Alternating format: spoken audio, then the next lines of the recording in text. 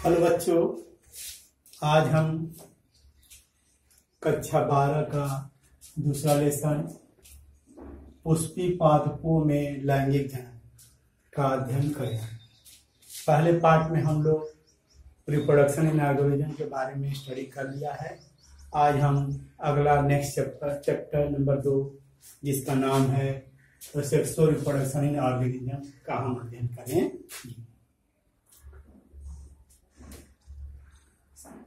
ये flowering plants क्या होते हैं? अब तक हम लोगों ने एल्गी, कवक, ब्रायोफाइट, टेरोफाइट, जिम्नोस्पर्म, जिसमें के बाद आता है आपका एंजियोस्पर्म से बोलते हैं फ्लावरिंग प्लांट, इसका हम लोग अध्ययन करें। फ्लावरिंग प्लांट्स वे होते हैं जिनके अंदर फ्लावर्स होते हैं, उन्हीं को हम लोग आवृतबीजी पौधे या एंजियोस्पर्म कहते हैं। आइए हम उसी का एक इम्पॉर्टेंट पार्ट है फ्लावर। फ्लावर क्या है? फ्लावर पौधे का क्या है? सेक्सुअल पार्ट है। जब फ्लावर लगता है तो ये इंडिकेट होता है कि पौधा क्या है, मैच्योरिटी अवस्था में आ गया है और रिप्रोडक्शन करने के लिए वो तैयार हो गया। तो फ्लावर क्या होता है?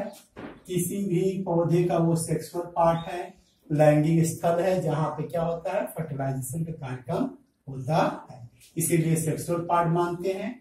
और यह सेक्सुअल रिप्रोडक्शन लैंगिक जनन का स्थल माना जाता है और ये रिप्रोडक्टिव स्टेज को शो करता है, मतलब लैंगिक अवस्था, परिपक्व अवस्था को शो करता है।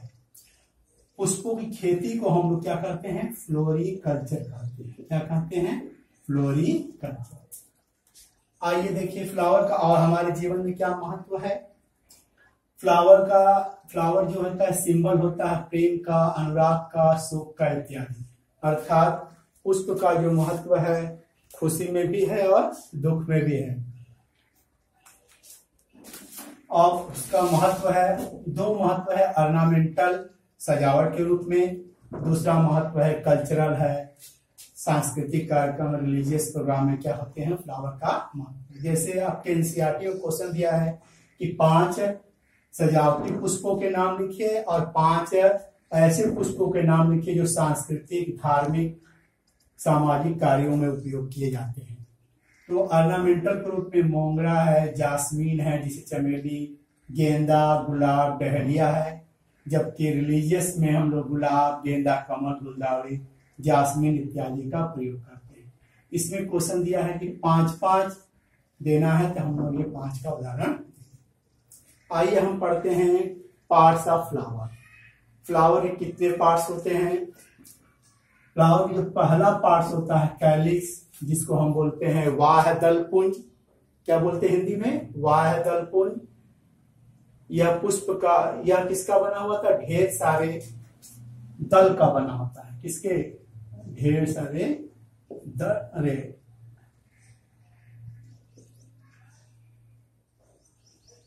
ढेर सारे क्या होते हैं?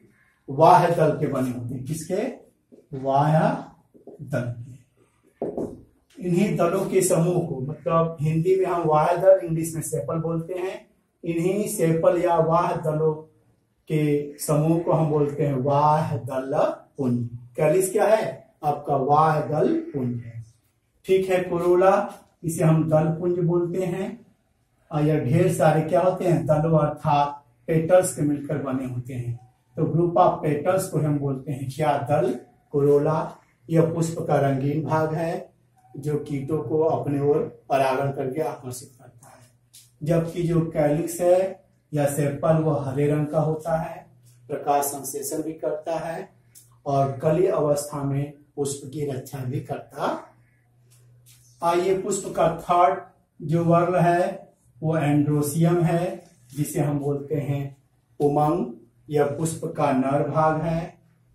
यह ढेर सारे पुंकेसरों अर्थात स्टेमन से मिलकर के बना होता।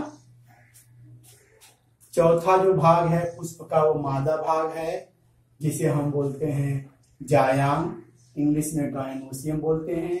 ये ढेर सारे स्त्रीकेसर अर्थात पिस्टिल या कार्पेल का बना होता, अर्थात कार्पल या पिस्टिल के समूह को हम बोलते हैं गायनोसियम। ये दोनों लोग रिप्रोडक्शन भाग लेते हैं, इसीलिए रिप्रोडक्टिव पार्ट्स कहलाते हैं, जनन भाग कहलाते हैं। जबकि कैरिस को रोला क्या होते हैं, जनन में भाग सहायता करते हैं, इसीलिए इनको सहायक घेरा वर्ग कहते हैं, इनको रिप्रोडक्टिव वर्ग कहते हैं। आइए चित्र के माध्यम से देखते हैं हम लोग। ये हम बनाए हैं चित्र। ये पुष्प का सबसे बाहरी भाग है जिसे सेपल बोलते हैं। ये जो भाग है ये रंगीन पार्ट्स होता है, इसे पेटल। यहाँ पे फिलामेंटस स्ट्रक्चर निकला होता है, स्टेमेन, और ये पूरा पूरा कार्पेल। ये पुष्प के 4 भाग यहाँ हैं। आइए यहाँ थोड़ा सा डिटेल पढ़ते हैं। स्टेमेन जिसे हम पुंकेसर बोलते हैं। पुंकेसर 3 भागों से मिलकर बना होता है। पहला जो उभरा हुआ भाग होता है वह एंथर कहलाता है। नंबर 2 भाग है वो कनेक्टिव है, संयोजी है। और 3rd भाग है पुतन, परागकोश, संयोजी, पुतन। परागकोश के ही अंदर क्या होते हैं, ढेर सारे कोष्ठक होते हैं। उन्हीं कोष्ठकों के अंदर परागकण अर्थात पालन ग्रंथि का निर्माण होता। ये है कार्पेल, स्त्री केसर। इसके मुख्य 3 भाग है। ये चपटा जो भाग है स्टिग्मा, ये जो लंबा वाला भाग है स्टाइल, ये गोला जो भाग है वो ओवरी। 3 भाग है, वर्तिकाग्र, वर्तिका, अंडाशय। इसी अंडाशय के अंदर आपका ओव्यूल पाया जाता है जिसे हम बीजांड बोलते हैं। यही निषेचन के बाद ओवरी फल में बदल जाता है और बीजांड बीज में बदल जाता है। आइए एनसीईआरटी के हिसाब से देखते हैं कौन कौन सी घटनाएं जो होती हैं जो लैंगिक जनन के दौरान घटना घटती है। इसमें हम लोग कुछ संरचना के बारे में देखेंगे और घटना के बारे में देखेंगे कौन कौन सी घटना होती है। पहली जो घटना है प्री फर्टिलाइजेशन, निषेचन से पहले की घटना। नंबर 2 है निषेचन की घटना। नंबर 3 है निषेचन के पश्चात की घटना। हम पहले पार्ट में डिस्कशन कर चुके हैं कि सेक्सुअल रिप्रोडक्शन में कौन कौन सी घटनाएं होती हैं। निषेचन के पूर्व की घटना, निषेचन की घटना, निषेचन के बाद की घटना।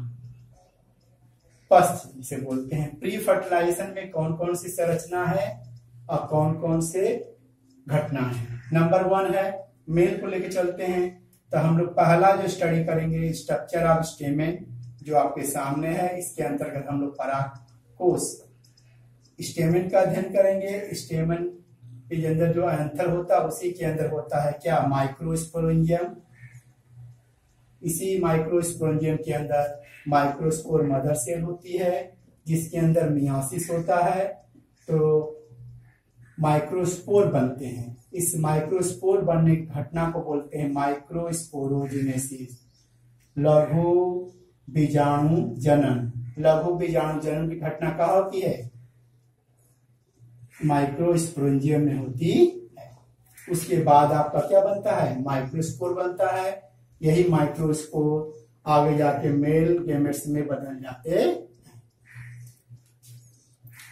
एक माइक्रोस्पोर से 2 मेल गैमेट्स के निर्माण होते हैं। फीमेल में कौन कौन सी प्री फर्टिलाइजेशन घटनाएं और संरचनाएं हैं। पहला तो एक कार्पेल है, ये जो स्ट्रक्चर है यह है आपका कार्पेल। दूसरा हम पढ़ेंगे माइक्रोस्पोरेंजियम जिसे हम बीजांड बोलते हैं। ओव्यूल के बारे में स्टडी करेंगे। इसी ओव्यूल के अंदर मेगास्पोर मदर सेल होती है, गुरु बीजाणु माता, उसी के अंदर मियासिस होता है तो मेगास्पोर्स बनते हैं। मेगास्पोर्स बनने की घटना को हम बोलते हैं क्या, मेगास्पोरोजेनेसिस, गुरु बीजाणु जनन। गुरु बीजाणु जनन के उपरांत मेगास्पोर बनते हैं। वही मेगास्पोर फीमेल गैमेट का निर्माण करते हैं जिसे हम बोलते हैं एग। यह एग कहाँ होता है, बीजांड के अंदर होता है। उसके बाद यहाँ पे पॉलिनेशन होता है। परागकण जो होता है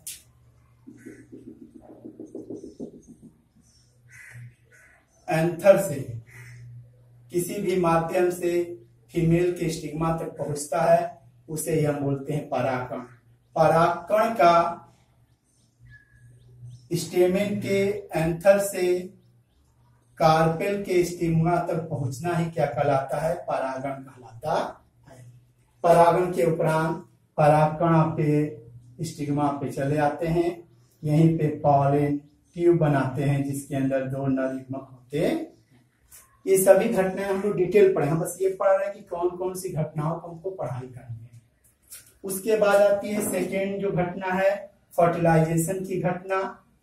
इस घटना के अंतर्गत 2 तरह का निषेचन होता है, सच्चे निषेचन और ट्रिपल फ्यूजन। ट्रू फर्टिलाइजेशन होता है और ट्रिपल फ्यूजन होता है।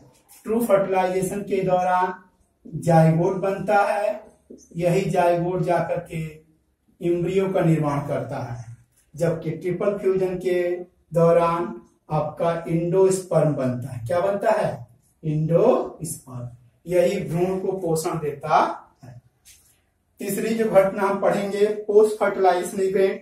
पोस्ट फर्टिलाइजेशन इवेंट वो कहते हैं मतलब पश्च निषेचन घटनाएं, वह घटनाएं जो निषेचन के बाद घटित होती हैं उनको हम बोलते हैं पश्च निषेचन घटना।